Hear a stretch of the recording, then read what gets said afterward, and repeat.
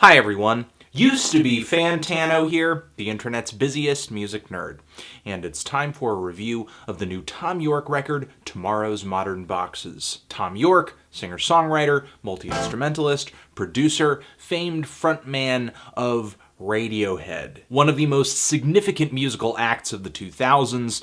There's not really anything that can be said about their early and definitive years that hasn't already been written, broadcast, etched into stone. But Radiohead's latest output has kind of been consumed by the band's attraction to, or maybe even just Thom Yorke's attraction to, electronics. Most famously on their latest full-length LP, The King of Limbs, which drew quite a few comparisons from Thom Yorke's first solo endeavor, The Eraser. The beats, the instrumentals on this LP were pretty stiff, pretty lifeless in comparison with a lot of Radiohead's other material. However, Thom Yorke followed this project up pretty quickly with another project, Atoms for Peace. The record he dropped through that project, Amok, seemed like a much more well put together version of what was going on The King of Limbs, in my opinion. Some of the tracks off these two records I like, some of them I don't. My views on these albums are a little mixed. I think Thom loves the explorative qualities of electronic music, the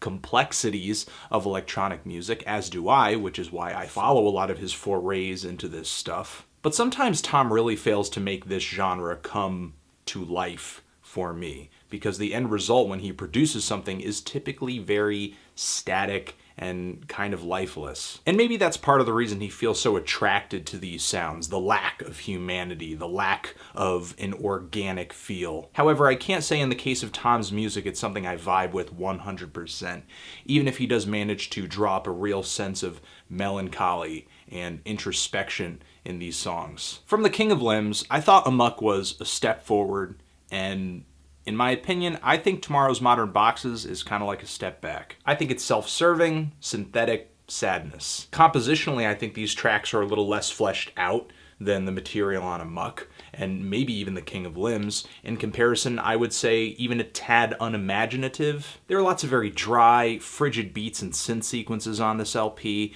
and at times the synthesizer leads, the bass lines, the rhythms, they barely feel like they're syncing up or complementing one another. Kind of like on the track There's No Ice for My Drink, which is a relatively soulless instrumental. There's a little very faint vocal accompaniment on this track, not really anything lyric-wise to be offered, but this song is sort of in the minority on this very short album. The majority of the tracks on this LP actually has Thom Yorke's vocals being very upfront, very clear. Thom is delivering more of his typically nasal crooning, but very few of these songs are actually that well developed. You do have songs like the intro here, which kicks off with a pretty great beat, but it doesn't really progress into anything that significantly interesting. Or you do have songs that are really stripped back and skeletal, and with the chord progressions and the melodies, the vocal melodies, they may be pretty appealing. There's like a serious tune at the core of this song, but instrumentally, Thom doesn't really build things up beyond the very sparse, simple tune that he offers. It's like these songs are either suffering from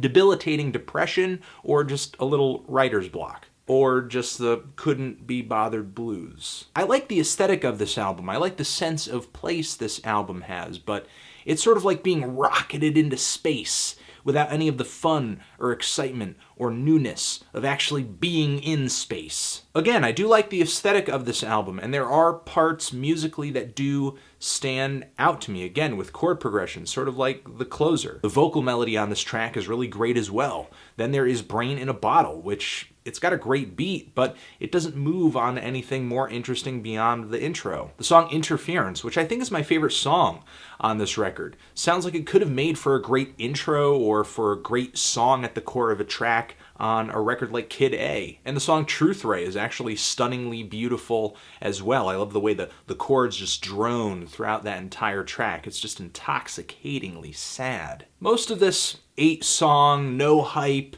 no pressure, dropped out of nowhere album isn't that bad. It's not that great either. Some of it's good. Some of it's just glaringly boring. Thom Yorke here is just kind of indulging in a bit of digital diddling. The results are mixed, but I wouldn't mind listening to it again.